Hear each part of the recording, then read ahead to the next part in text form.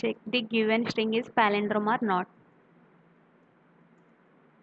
Palindrome అంటే ఏంటంటే ఒక స్ట్రింగ్ని రివర్స్ చేసినప్పుడు మళ్ళీ సేమ్ స్ట్రింగే వస్తే దాన్ని పాలిండ్రోమ్ అంటారు.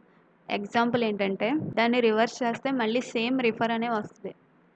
అదే పైథాన్ అనే స్ట్రింగ్ని తీసుకున్నాం, దాన్ని రివర్స్ చేస్తే ఏమొస్తుంది, ఇది ఒరిజినల్ స్ట్రింగ్, ఇది రివర్స్ స్ట్రింగ్, రెండు నాట్ ఈక్వల్. అదే రిఫర్ అనే స్ట్రింగ్ని తీసుకుంటే రివర్స్ చేసినా మళ్ళీ మనకి సేమ్ స్ట్రింగ్ అనేది వస్తుంది. సో ఇలాంటి స్ట్రింగ్స్ని పాలిండ్రోమ్ అని చెప్తారు. ఇన్పుట్ అనే మెథడ్ని యూజ్ చేసి యూజర్ దగ్గర నుంచి ఇన్పుట్ తీసుకోవాలి. మనం ఫస్ట్ వీడియోలో రివర్స్ చేయడానికి కోడ్ రాసాం. ఇచ్చిన రివర్స్ని ఒరిజినల్ స్ట్రింగ్ని కంపేర్ చేసి రెండు ఈక్వల్ అయితే పాలిండ్రోమ్ అని, కాకపోతే పాలిండ్రోమ్ కాదని ప్రింట్ చేయాలి. ఆల్రెడీ ఒక వే ఆఫ్ రివర్సింగ్ చూసాం. ఇప్పుడు మనం అనదర్ వే చూద్దాం. రివర్స్ని స్టోర్ చేయడానికి రివర్స్ అనే వేరియబుల్ని యూజ్ చేస్తున్నాం. స్లైస్ ఆపరేటర్ని యూజ్ చేయాలి. స్లైస్ ఆపరేటర్ అంటే ఏంటంటే స్క్వేర్ బ్రాకెట్స్ కి 3 వాల్యూస్ పాస్ చేయాలి. యాక్చువల్గా ఫస్ట్ వాల్యూ అనేది స్టార్ట్ ఇండెక్స్ అన్నమాట, సెకండ్ వాల్యూ అనేది ఎండ్ ఇండెక్స్, థర్డ్ వాల్యూ అనేది స్టెప్.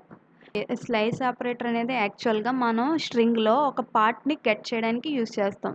ఆ పార్ట్ని గెట్ చేయాలంటే ఎక్కడి నుంచి స్టార్ట్ అవ్వాలి, ఎక్కడి నుంచి ఎండ్ అవ్వాలి, మనం ఆ పార్ట్ కంప్లీట్ గెట్ చేయాలా లేకపోతే మధ్యలో లెక్టర్ని స్కిప్ చేయాలా, దానికి స్టెప్ అనే వాల్యూని ఇస్తామన్నమాట.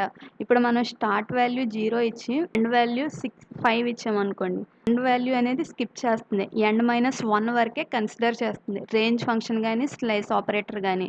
స్టెప్ వాల్యూ 1 ఇచ్చామనుకోండి, 0 నుంచి 4 ఇండెక్సెస్ వరకు ఎవ్రీ టైం 1 వాల్యూ ఇంక్రిమెంట్ అవ్వకుంటూ వచ్చి స్లైస్ ఆపరేటర్ రిటర్న్ చేస్తుంది. 0 నుంచి 4 వరకు అంటే స్ట్రింగ్కి ఆర్ అనేది 0 ఇండెక్స్, ఈ అనేది 1 ఇండెక్స్, ఎఫ్ అనేది 2, ఈ అనేది 3, ఆర్ అనేది 4. ఎండ్ ఇండెక్స్ 5 ఇచ్చాము అంటే 0 to 4. అండ్ ఇప్పుడు మనం 4 అనేది ఇచ్చామనుకోండి, ఆర్ నుంచి ఈ వరకే వస్తుంది అనమాట. ఇప్పుడు స్టెప్ వాల్యూ 1 ఇస్తే ఇనిషియల్గా 0 తీసుకుంటుంది, 0కు 1 ఇంక్రిమెంట్ చేస్తుంది, 1 ఇండెక్స్ 1లో ఏదైతే ఉందో అది వస్తుంది. అదే స్టెప్ వాల్యూ 2 ఇచ్చామనుకోండి, ఇనిషియల్గా 0ని తీసుకుంటుంది, దానికి 2 యాడ్ చేస్తే ఏమవుతుంది, ఇండెక్స్ 2 వస్తుంది.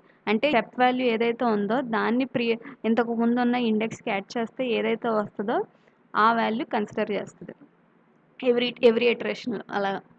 అంటే ఇప్పుడు మనకి ఫస్ట్ ఆర్ తీసుకుంటుంది, తర్వాత ఎఫ్ తీసుకుంటుంది, ఈని స్కిప్ చేస్తుంది. మనం 0 నుంచి ఎండ్ ఇండెక్స్ 4 ఇచ్చాం కాబట్టి 0 నుంచి ఇండెక్స్ 3 వరకే కన్సిడర్ చేస్తుంది.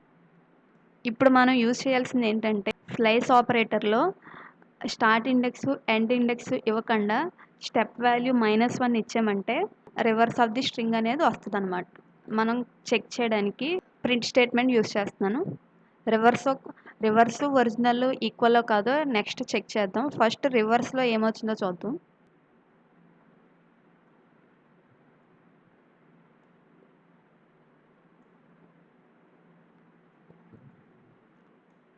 సి రిఫర్ అనే వచ్చింది. ఇంకో స్ట్రింగ్ ఏది అవుతానని ఇస్తున్నాం. ఇప్పుడు మనం ఏం చేయాలంటే వచ్చిన రివర్స్ని ఒరిజినల్ స్ట్రింగ్ని కంపేర్ చేయాలి. ఇఫ్ అనే దాన్ని యూజ్ చేసి given string is STR is equal to reverse, రెండు ఈక్వల్ అవుతే అది పాలిండ్రోమ్ అని మనం ప్రింట్ చేయాలి. ప్లేస్ హోల్డర్ని యూజ్ చేస్తున్నాను.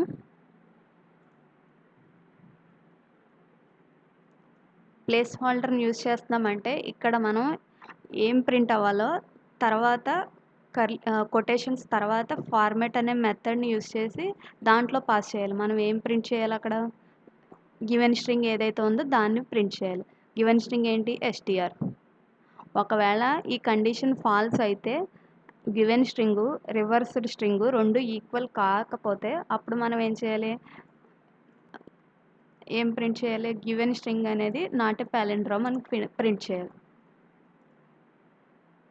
ఈ కర్లీ బ్రేసెస్ని ఫార్మాట్ మెథడ్లో ఏదైతే ఫస్ట్ ఇన్పుట్ పాస్ చేస్తున్నామో ఫస్ట్ కర్లీ బ్రేస్లో రీప్లేస్ అవుతుంది. ఒకవేళ మోర్ దెన్ 1 ఉన్నాయనుకోండి, ఇక్కడ మనం ఇంకో వాల్యూని పాస్ చేయాలి ఫార్మాట్లో, ఆ వాల్యూ వచ్చి ఇక్కడ రీప్లేస్ అవుతుంది.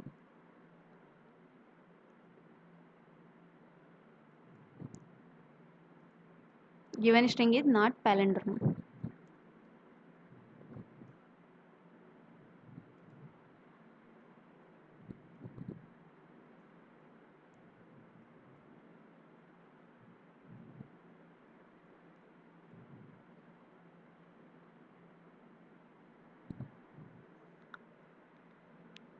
ఇప్పుడు అవుట్పుట్ నుంచి